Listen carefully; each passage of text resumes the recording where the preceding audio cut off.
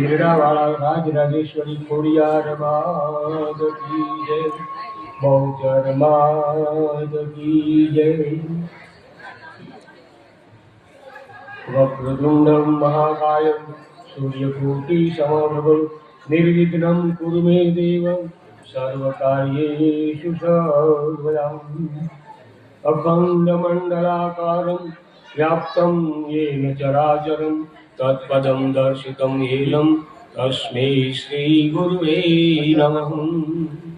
प्रपन्नपारिजाताय स्तोत्रवेत्रैकपाणये ज्ञानमुद्राय कृष्णाय गोविन्दाय नमो नमः।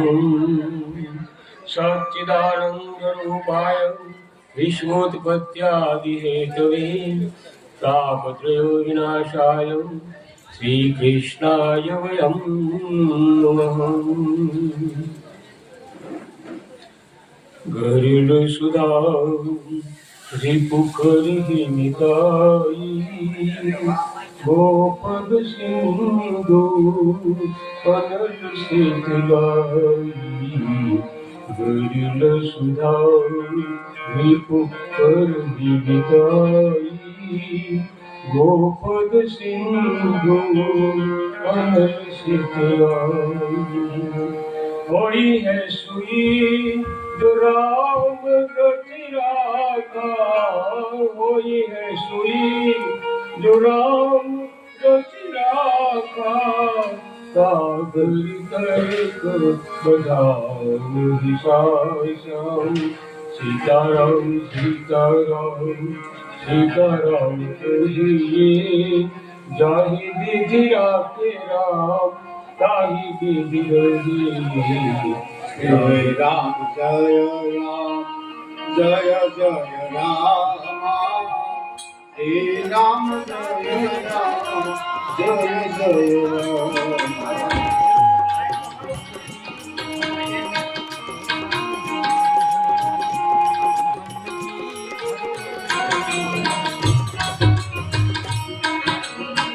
श्री राम जय राम जय जय राम।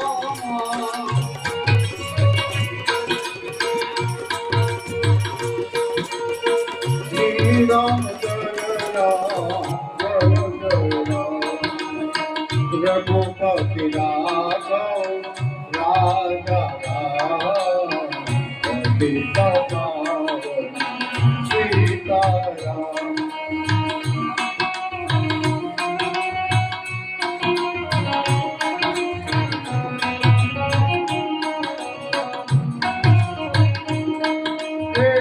कौशल्या के प्यारे राम, दशरथ नंदन दुलारे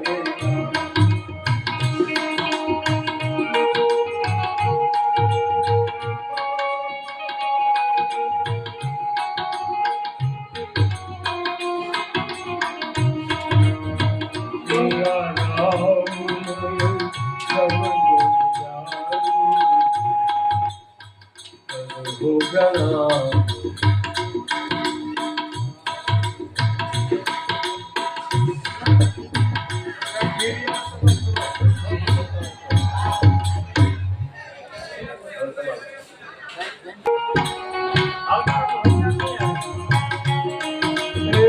जगत जननी जगदम्बा भवानी,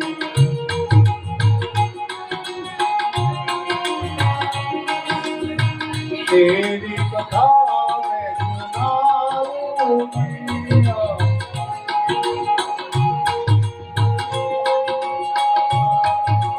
तेरी कथा मैं सुनाऊं मैया।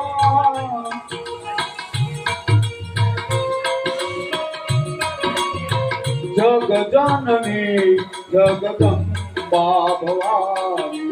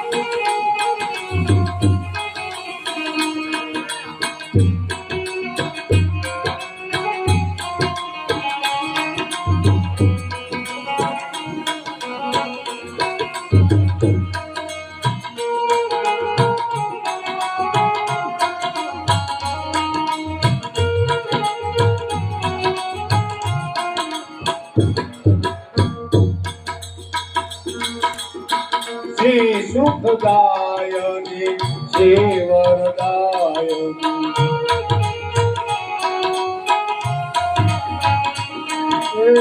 શ્રી સુખદાયની શ્રી વરદાયની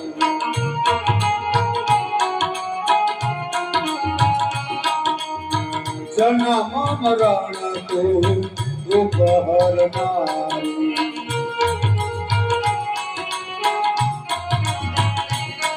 જન્મ મરણ તો દુઃખ હરનારી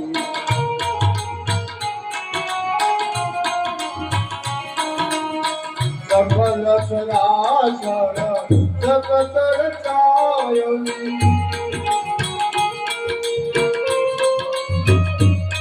આ સફલ સરાસર જગત રચાયની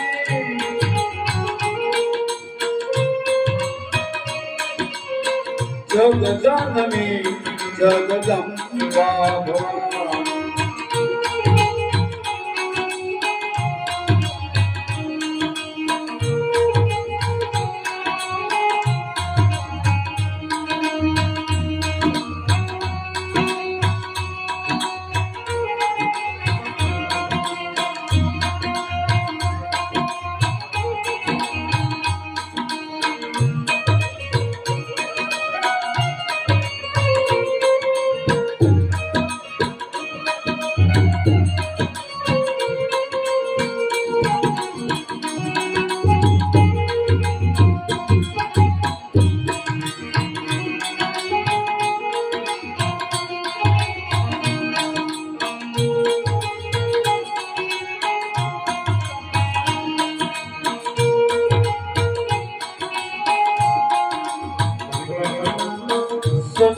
સનકાદિકહર બ્રહ્મા મુરારી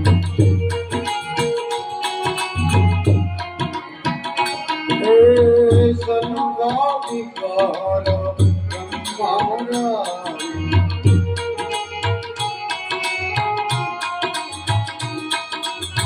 સુર મુનિવર સભ ગુણ ગોધ્યાની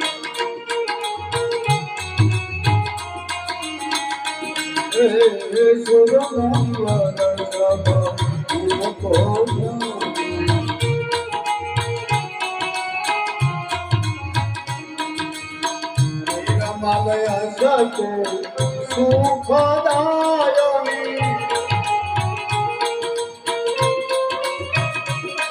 આની રમાલય સુખદાયની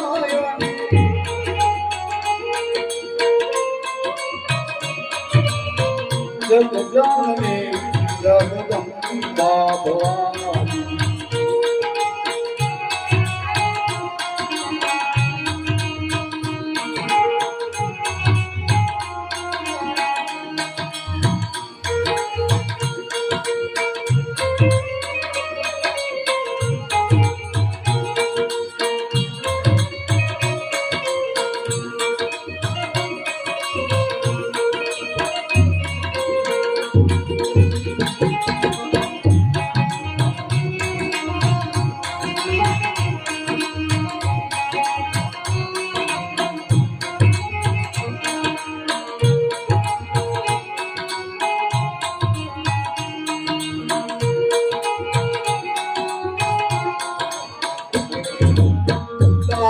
ધીરજ તેરો મહિમા ગાવે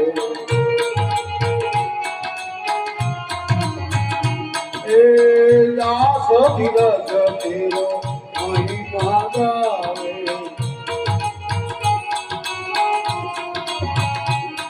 આવે દલ श्रुति तेरो पालन काम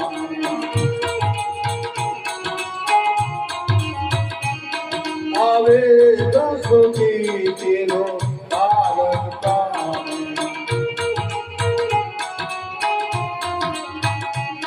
राति समित तूने मनाऊ मैया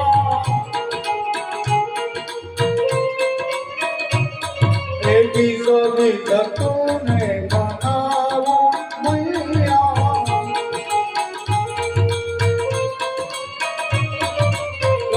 जननी जगदम्बा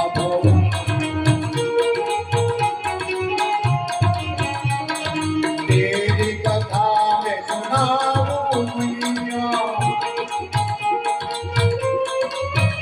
तेरी कथा में सुनाऊं मैया हे जगदनी जगदम्बा भवानी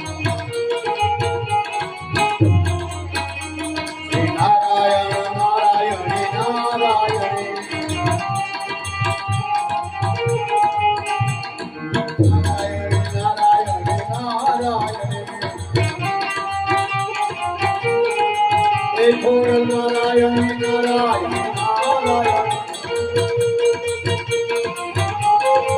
हे भगव नारायण नारायण नारायण हे नारायण नारायण नारायण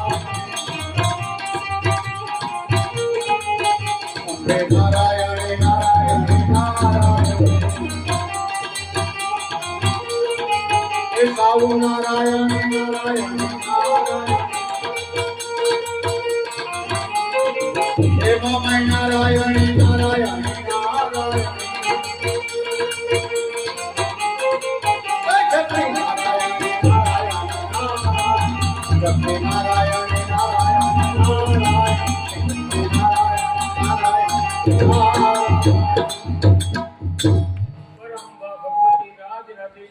मात की जय। थोड़ी तकलीफों में लागे છે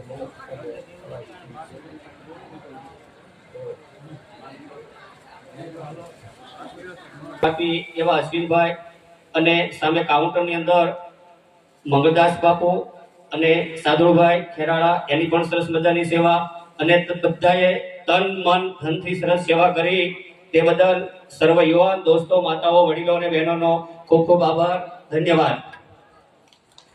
સરસ અશોકભાઈ હીરા મુખસે ના કહે લાખ હમારા મૂળ પણ તમે પણ આ 7 દિવસ સરસ મજાનું સંચાલન સંભાળી વ્યવસ્થિત એટલે તમારો પણ ખોડિયાર મંડળ ગોબા મંડળ આભાર માને। આ તો બધા આપણે પોતે જ છીએ એટલે આમાં માતાજીની પ્રેરણાથી બધા આપણે દોડીએ છીએ। બહુ સરસ। એક વખત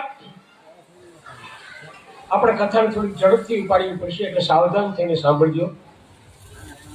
તેઓએ દાનવોની ઉપર વિજય મેળવ્યો અને તેઓ બધા મધમાતા બની ગયા। હા હા હા અમારી જેવું તો 3 લોકમાં કોઈ નહીં અને બધા એકબીજાને એ તો હું હતો મેં આમ પરાક્રમ કર્યું મારા હાથે આમ શક્તિ થઈ મેં આટલા અસુરોને આમ રણ મેદાનમાં પોઢાડી દીધા આમ જ્યાં વાત કરે ને ત્યાં તો કરોડો સૂર્ય સમાન દિવ્ય તેજ અંતરિક્ષમાંથી પ્રગટ થયું અને આમ બધા એકદમ હેબતાઈ ગયા આ શું છે। થોડીક વાર થઈ ત્યાં એક દિવ્ય યક્ષ એ મેં આપને અગાઉ કીધું હતું ને એમ આપણે માનવ દાનવ દેવ એમ યક્ષ કિન્નર ગંધર્વ આ બધી જુદી જુદી જાતિઓ છે। મેં તમને એલિયનની પણ વાત કરી હતી। એલિયન હજી પકડાણું નથી પણ વિજ્ઞાન એને પકડવા પ્રયત્ન કરે છે। બીજા ગ્રહના બીજા બ્રહ્માંડના જે પ્રાણીઓ છે જે સજીવ છે આપણી કરતાં પણ વધારે શક્તિશાળી છે એવી કંઈક કલ્પના હશે। એટલે ઇન્દ્રે આજ્ઞા કરી કે અગ્નિદેવને કે જાઓ તમે જોયા હોય જોઈએ શું છે। આ યક્ષ હતા ને એટલે ત્યાં જઈ અને અભિમાનમાં ડોલતા ડોલતા ઇન્દ્રદેવ આવ્યા। ભાઈ કોણ છો તમે? ત્યારે કે પહેલા આપનો પરિચય આપવાની કૃપા કરો। મારો પરિચય?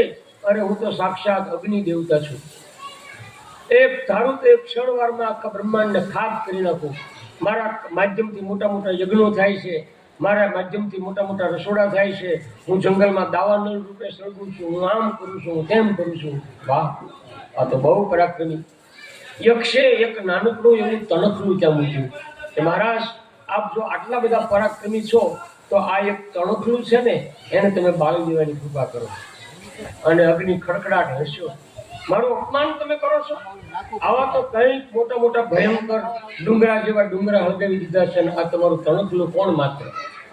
પહેલા તો એને દૂર ઉભા રહીને ફૂંક મારી, તણખલાને અસર ન થઈ, એટલે પછી વાંકા વળી અને જોર જોરથી ફૂંકો મારવા માંડ્યા. અગ્નિ દેવતામાં હતું એટલું તમામ બળ અપનાવી લીધું, પણ તણખલું ટસ મસ ન હુઆ. થાકીને હારીને પરસેવો લૂછતા લૂછતા ઇન્દ્ર ગયા.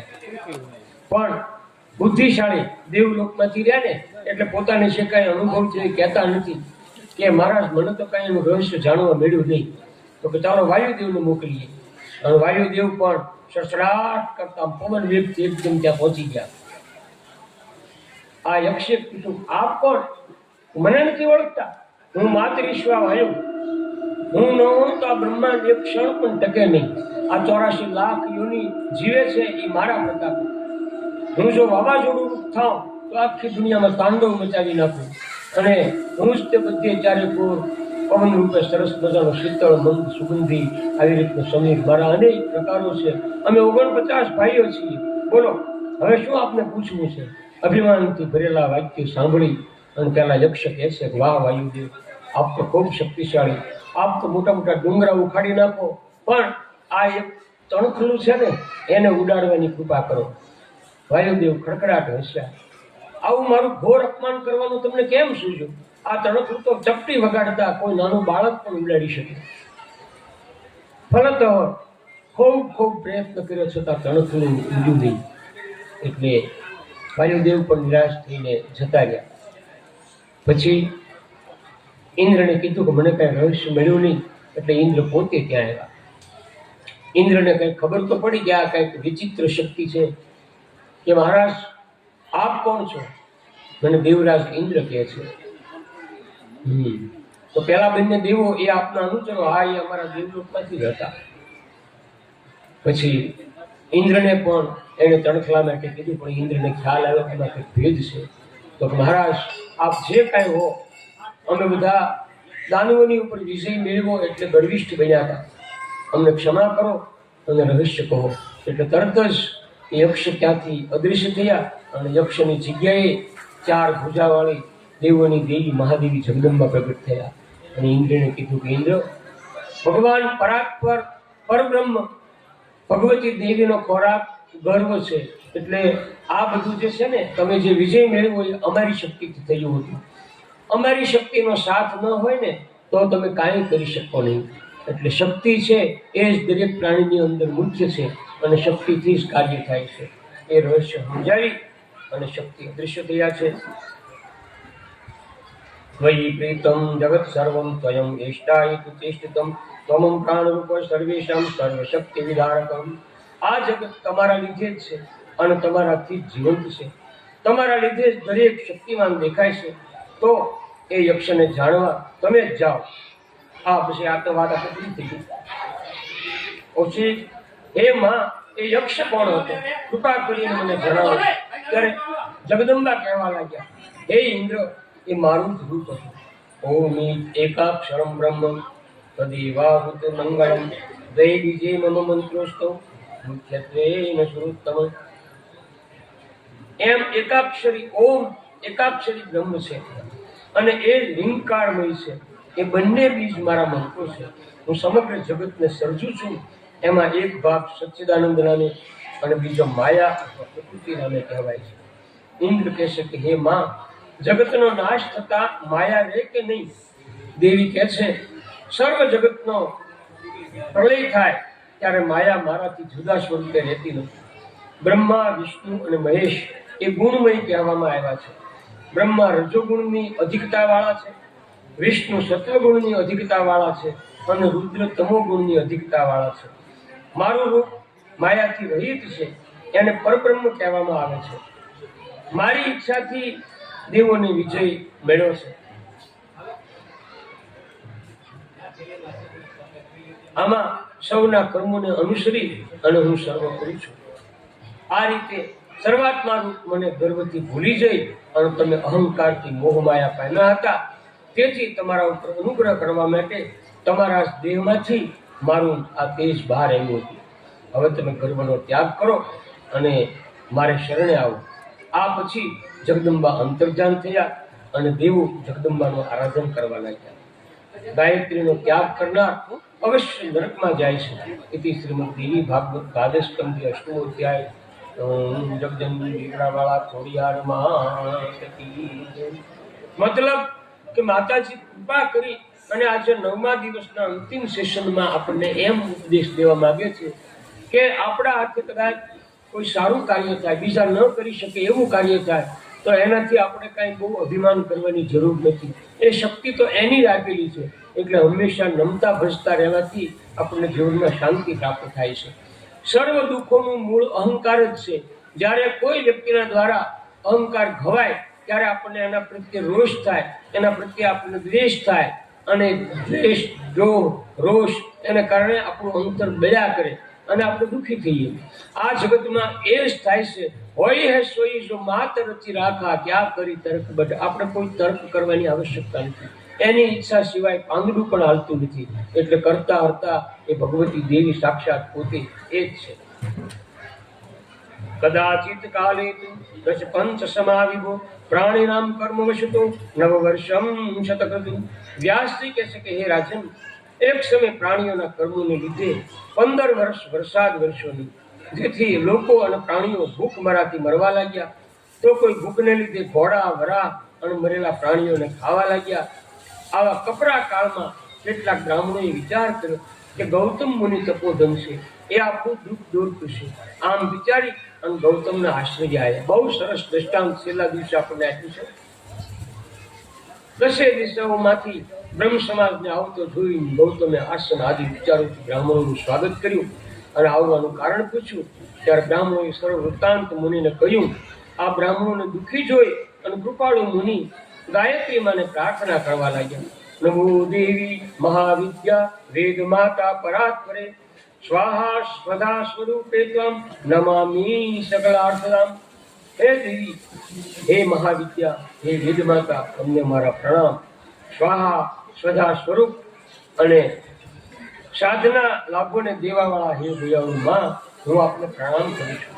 આમ સ્તુતિ કરતા જગદંબાએ પ્રત્યક્ષ દર્શન આપ્યા અને મુનિને એક પૂર્ણ પાત્ર આપ્યું અને કહ્યું કે તમે જે વસ્તુની ઈચ્છા કરશો તે આ પાત્ર તમને આપશે. આમ કહી અને મા ગાયત્રી અદૃશ્ય થયા. આ અક્ષય પાત્ર હતું. આ અક્ષય પાત્રની કૃપાથી ગૌતમ મુનિએ 100 વર્ષનો દુષ્કાળ બ્રાહ્મણોને લેવડાવ્યો. એની કૃપાથી અક્ષય પાત્રમાંથી જળ પ્રગટ થયું, જળમાંથી નદી બની. કેટલાય દેશ દેશના બ્રાહ્મણો બધા ભૂખમરાથી ત્રાસીને આવ્યા હતા. એ બધાએ સ્નાન, પાન, આરામ એ રીતે અને અક્ષય પાત્રની કૃપાથી બધાને ભરપેટ ભોજન અને એ બધું મળવા માંડ્યું. આવી રીતે 12 મહિના કપરા કાળમાં એ બધાને કઢાવી નાખ્યા. ગૌતમ ઋષિ માટે દેવોએ દુંદરી વગાડ્યા, બ્રહ્માંડમાંથી શંખનાદ થયો, ઉંદરાએ બધાવ્યો. જ્યારે આ ભૂદેવો 1 વર્ષનો દુષ્કાળ દાળી અને થોડા પુષ્ટ થયા હતા, એને વિચાર આવ્યો કે આપણે બધા અહીંયા આવ્યા છીએ, વખાણા માર્યા, આપણે થાય એટલું કામ કરીએ, પણ આ વખાણ તો એકલા ગૌતમ મુનિના જ થાય. આ તો 5 પોંચો ઉજળો લાગે. એને આપણને દુષ્કાળ કઢાવ્યો છે, આપણો નાતીલો હતો, એમાં શું એને ઉપકાર કર્યો? આટલું બધું એનું વખાણ થાય એ બરાબર છે. જેવો વડીલો માતાઓ દુઃખનો પાયો આ. આપણા ભાઈને કે આપણા ઓલાને જશ મળતો હોય અને આપણા પેટમાં તેલ રેડાય, આ ક્યારેય ન થવું જોઈએ. ભલે ને મળે, એના ઉલટા આપણે વખાણ કરીએ બધાની સાથે, એટલે આપણે પણ જશના ભાગી બનીએ. બ્રહ્માએ ઓલા શંકરે હળાહળ વિષ પી ગયા, ગળામાં રાખ્યું, પણ થોડુંક વિષ આ તો સત્સંગ માટે સંતો કહે છે, સમજાવવા માટે. એ 4 વર્ણને વહેંચી દીધું. બીજા વર્ણનું નથી કહેવું, પણ અમારા બ્રાહ્મણોની આંખમાં ઝેર નાખ્યું. ઘણા એવા અનુભવી ભૂદેવો ત્યાં છે. એટલે બીજો જાતભાઈ હોય પણ એની ચડતી જોઈ ન શકીએ, એ ક્યારે હેઠો પડે આ પ્રકારની દુષ્ટ કલ્પના ઊભી થાય. એટલે અહીંયા ગૌતમ વિશે પણ બધા કનિષ્ઠ વિચાર કરવા માંડ્યા. એક વખત બધા ઋષિઓએ સંતોષ કરીને બધા ગાયત્રી માતાના ઉપાસક તો હતા જ તે, એટલે એક માયામયી ગાય ઊભી કરી, મંત્રથી બનાવેલી નકલી ગાય. અને ગૌતમ ઋષિ જે માતાજીનો નિત્ય હોમ કરતા હતા એને ગર્ભ, પછી એને ધરો એટલે દુર્વા, એને પુષ્પો, આ બધાની જરૂર પડે કે નાનકડો બગીચો રાખેલો, એ બગીચામાં આ નકલી ગાય મૂકી દીધી. એટલે પોતાને દરરોજ નિત્ય ઉપયોગ કરવાનો હોય પૂજામાં, એ ફળ ફૂલ ગાય ખાવા માંડી. એટલે તરત જ તે ગૌતમ ઋષિએ ખાલી એક દર્ભની સળીથી ગાયને થોડીક દૂર કરવાનો જે પ્રયત્ન કર્યો. દર્ભ એટલે ડાભ. આપણે ઘરે શ્રાદ્ધ કે એવું કંઈક હોય ત્યારે આપણે ડાભનો ઉપયોગ કરીએ, માતાઓ ખબર છે ને. તો ડાભની સળીથી કોઈ મરી ન જાય, પણ જેમ ડાભની સળી આ ગાયને સ્પર્શ કરાવ્યો ત્યાં તો ગાય તરત ઢળી પડી, મોઢામાંથી જીભ કાઢીને ફીણ કાઢવા માંડી. બ્રાહ્મણો વાડની પાછળ જ ઉભા હતા. ગૌ હત્યારો, ગૌતમ ગૌ હત્યારો, ગૌતમે બ્રહ્મ હત્યા કરી છે, ગૌતમે બ્રહ્મ હત્યા કરી છે, કોલાહલ કરી નાખ્યો. ગૌતમ ઋષિ પણ સમાધિ ચડાવી, ધિક્કાર છે, ધિક્કાર છે, બ્રાહ્મણનો દીકરો ડાબા ખંભે જણોઈ, ગૌ હત્યા, બીજી હત્યાનું નિવારણ છે, ગૌ હત્યાનું નિવારણ જ નથી. ગૌતમ ઋષિએ સમાધિ ચડાવી અને આ બ્રાહ્મણનું કરતૂત જાણ્યું. અને પછી એના હૃદયમાંથી શાપ નીકળી ગયો. હે બ્રાહ્મણો, આવું કુકર્મ કરનારા, કળિયુગને વિશે તમે વેદ ધર્મથી રહિત થશો. તમે ત્રિકાળ સંધ્યા અને ગાયત્રીનો તમારામાંથી લોપ થશે.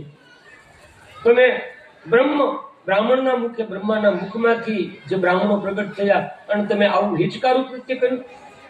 એટલે બધા પછી એને નમી પડ્યા, શાપનું નિવારણ માંગ્યું. ત્યારે એને કીધું કે જે ભગવતીના શરણોનો દાસ બનીને જે રહેશે, અભિમાન રહિત અને નિર્મળ બુદ્ધિવાળો જે રહેશે, એનામાં આ જ્ઞાન ટકશે. બાકી આ મારો શાપ સનાતન છે, અને એ શાપ આપણે અત્યારે પ્રત્યક્ષ નજરે જોઈ રહ્યા છીએ.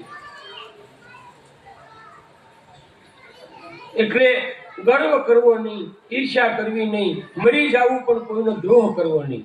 ભગવતી આવો સરસ મજાનો દિવ્ય ઉપદેશ આપે છે. હે રાજન, વેદ માતરી ગાયત્રા તદ્ધ્યાને તન મનો જપે ભવતા ઉન્મુખા સૂર્યમ સર્વથા બ્રાહ્મણાધમા. હે બ્રાહ્મણો, જે વેદ માતા ગાયત્રી સર્વ સ્વરૂપ છે, એ ગાયત્રીને તમે ભૂલી જશો, જેથી નરકમાં પડશો અને કળિયુગ આવતા તમે શૂદ્ર જેવા બનશો. પરમેશ્વરી ગાયત્રી તમારા ઉપર અવશ્ય કોપાયમાન થશે. આમ શાપ આપી અને ગૌતમ ભગવતીના મંદિરે શાંતિ માટે ગયા. ત્યારે ભગવતીએ ગૌતમને પ્રત્યક્ષ દર્શન આપીને કહ્યું, હે ગૌતમ, જેમ સર્પને દૂધ અપાય એમ વિશેષ બને, એમ આ બધું તમારા પ્રારબ્ધ કર્મમાં લખાયેલું હશે. ઉપદેશો હિ મૂર્ખાણામ ભૃગુપાયમ શાંતયે પયાપાનમ ભુજંગાનામ કેવલમ વર્ધનમ. અમે સંસ્કૃતમાં ભણતા ત્યારે આ શ્લોક આપતો હતો. મૂર્ખ માણસને ઉપદેશ આપવાથી એને શાંતિ મળતી નથી, પણ એને ગુસ્સો આવે કે આ મોટો જ્ઞાનીનો દીકરો થઈ ગયો. કઈ રીતે? કે જેમ સર્પને દૂધ પાવાથી એના ઝેરમાં જ વૃદ્ધિ થાય છે. એટલા માટે આગળ પણ આપણે એક વખત કીધું હતું કે અધિકારી વિના જ્ઞાન પચતું નથી અને મળતું પણ નથી. ઉપાત્રની આગળ વસ્તુ ન વાવીએ પાનબાઈ, સમજીને રહીએ આપણે ચૂપ.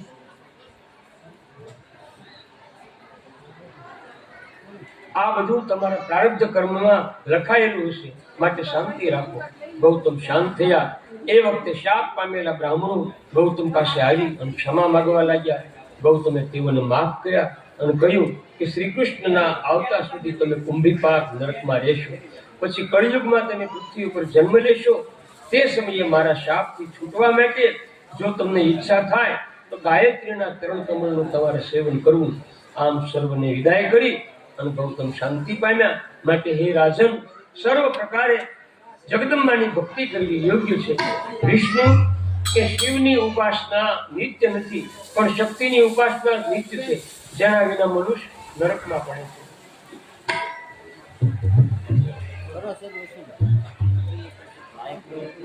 હે દાનવ, હે રાજન, તમે જે પૂછ્યું હતું તેને ટૂંકમાં કહ્યું.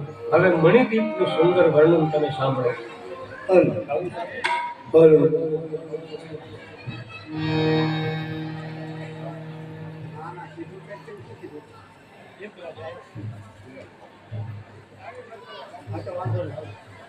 આપણે હોય તો પણ એક દિવસ